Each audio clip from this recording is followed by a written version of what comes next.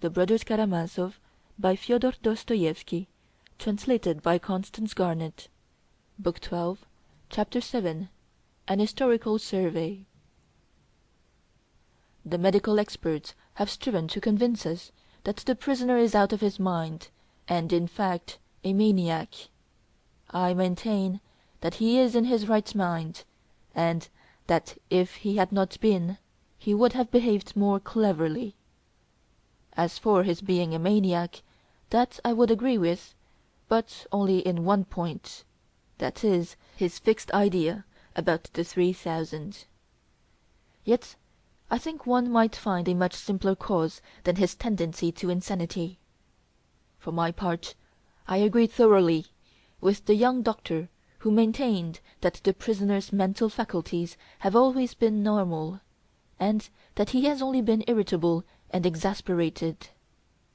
The object of the prisoner's continual and violent anger was not the sum itself. There was a special motive at the bottom of it. That motive is jealousy. Here Hippolyte Kirillovitch describes at length the prisoner's fatal passion for Grushenka. He began from the moment when the prisoner went to the young person's lodgings to beat her. I use his own expression, the prosecutor explained, but instead of beating her, he remained there at her feet. That was the beginning of the passion. At the same time the prisoner's father was captivated by the same young person, a strange and fatal coincidence, for they both lost their hearts to her simultaneously, though both had known her before. And she inspired in both of them the most violent, characteristically Karamazov passion. We have her own confession. I was laughing at both of them. Yes, the sudden desire to make a jest of them came over her, and she conquered both of them at once. The old man, who worshipped money, at once set aside 3,000 roubles as a reward for one visit from her. But soon after that he would have been happy to lay his property and his name at her feet, if only she would become his lawful wife. We have good evidence of this.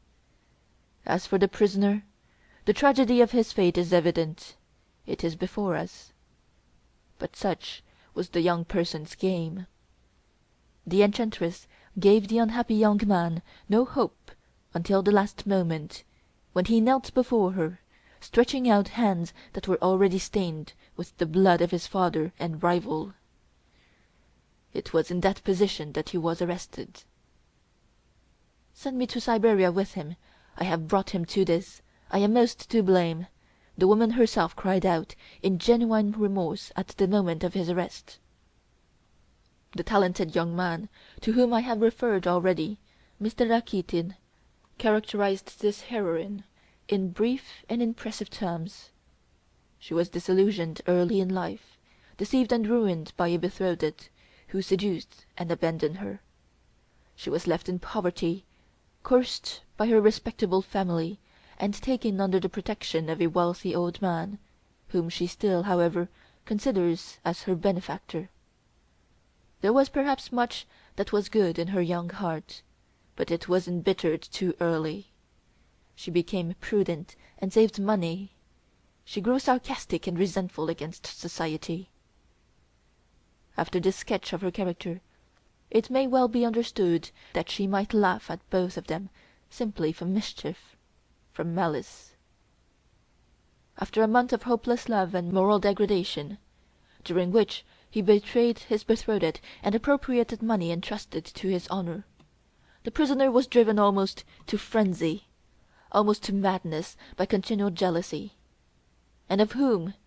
His father!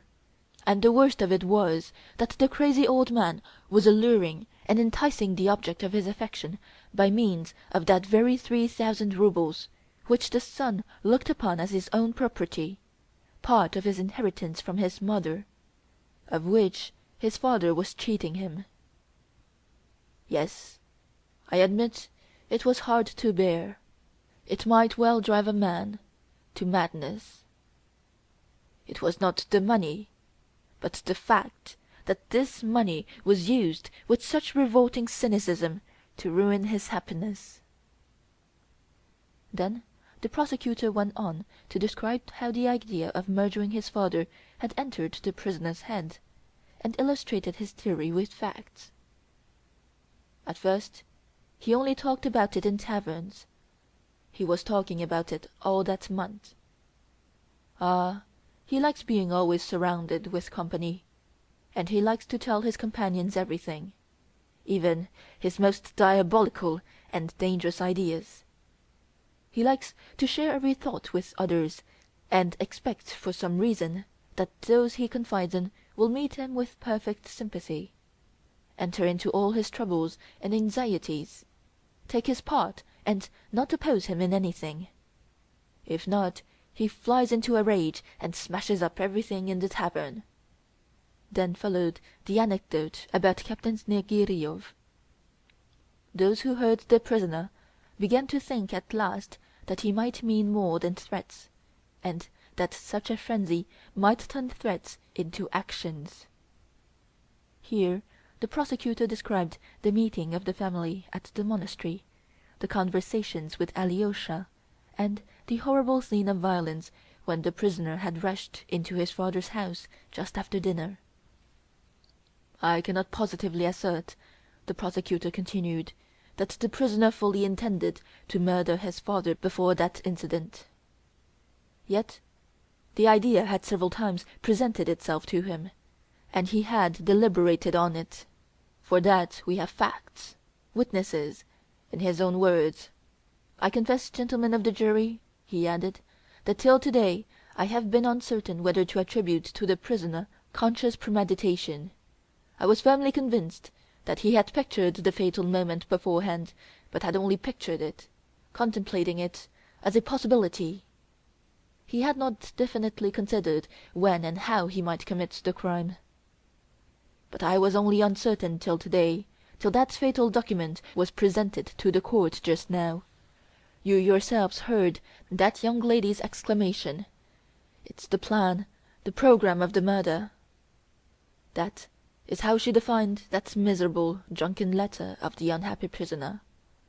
And in fact, from that letter we see that the whole fact of the murder was premeditated.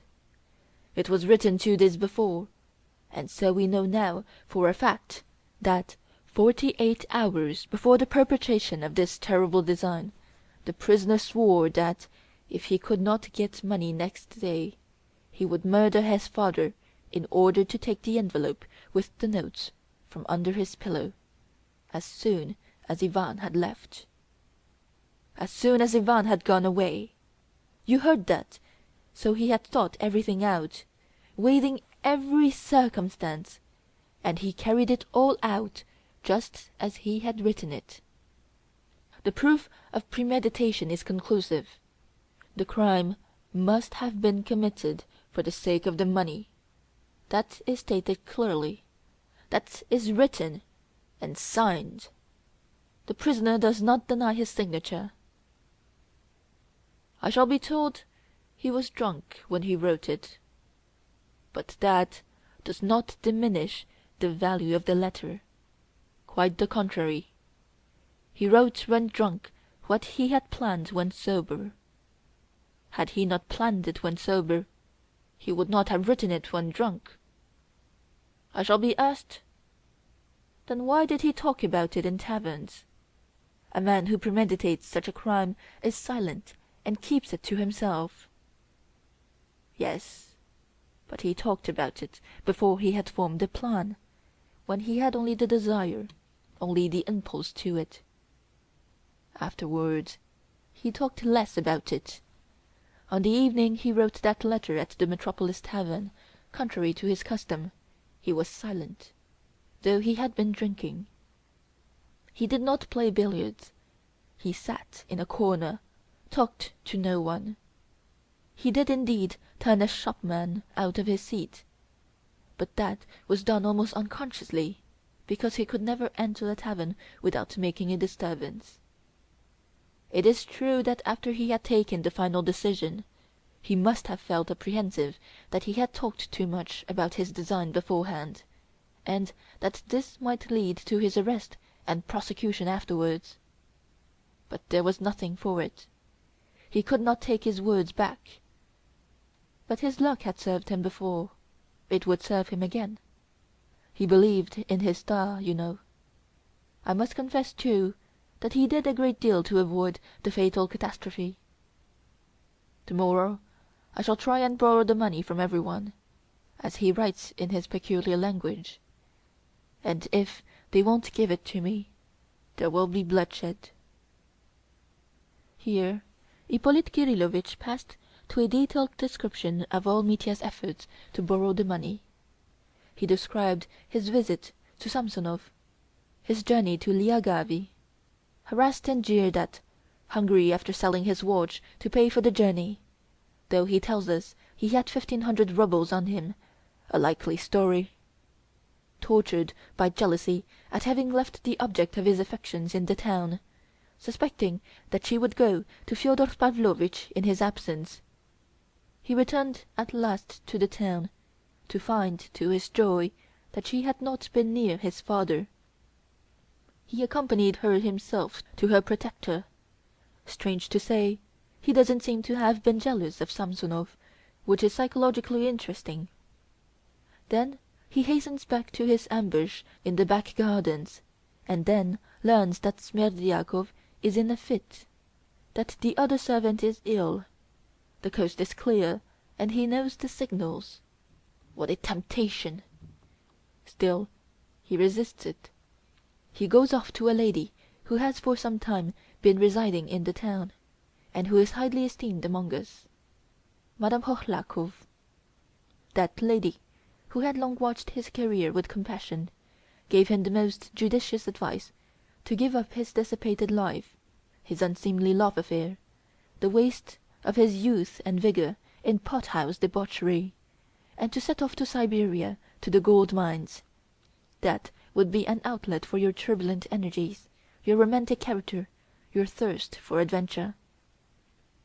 After describing the result of this conversation, and the moment when the prisoner learned that Grushenka had not remained at Samsonov's, the sudden frenzy of the luckless man, worn out with jealousy and nervous exhaustion, at the thought that she had deceived him and was now with his father, Hippolyte Kirílovich concluded by dwelling upon the fatal influence of chance. Had the maid told him that her mistress was at Mokroe with her former lover, nothing would have happened. But she lost her head. She could only swear and protest her ignorance, and if the prisoner did not kill her on the spot, it was only because he flew in pursuit of his false mistress. But note, frantic as he was, he took with him a brass pestle. Why that? Why not some other weapon? But since he had been contemplating his plan and preparing himself for it for a whole month, he would snatch up anything like a weapon that caught his eye. He had realized for a month past that any object of the kind would serve as a weapon, so he instantly, without hesitation, recognized that it would serve his purpose. So it was by no means unconsciously, by no means involuntarily, that he snatched up that fatal pestle. And then we find him in his father's garden. The coast is clear. There are no witnesses. Darkness and jealousy. The suspicion that she was there with him, with his rival in his arms, perhaps laughing at him at that moment, took his breath away. And it was not mere suspicion. The deception was open, obvious. She must be there, in that lighted room. She must be behind the screen, and the unhappy man would have us believe that he stole up to the window, peeped respectfully in, and discreetly withdrew, for fear something terrible and immoral should happen. And he tries to persuade us of that, us, who understand his character, who know his state of mind at that moment, and he knew the signals by which he could at once enter the house.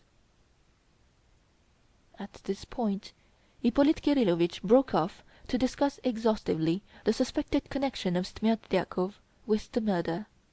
he did this very circumstantially, and every one realized that, although he professed to despise that suspicion, he thought the subject of great importance.